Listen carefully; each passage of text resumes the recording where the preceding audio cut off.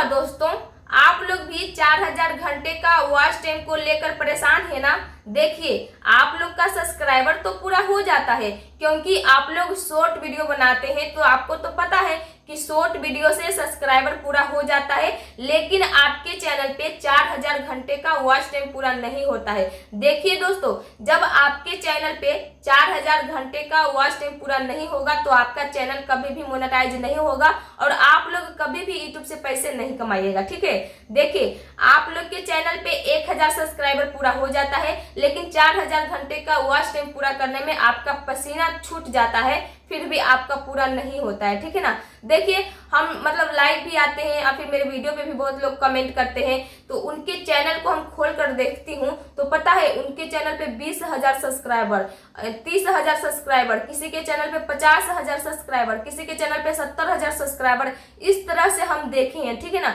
और वो लोग पता है क्या कमेंट करते हैं कि दीदी मेरा 4000 घंटे का वॉच टाइम पूरा नहीं हो रहा है, करवा दीजिए ना।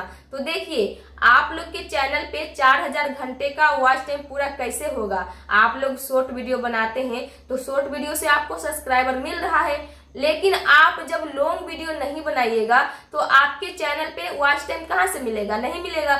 आपको बस सब्सक्राइबर चाहिए ना, तो शॉर्ट वीडियो बनाते हैं। आपको अगर यूट्यूब से पैसे कमाना रहता ना तो आप लोग सही तरह से यूट्यूब पे काम करते और आप एक महीने का लाखों रुपये यूट्यूब से कमाते, लेकिन आप कुछ तरीका ही नहीं पता है।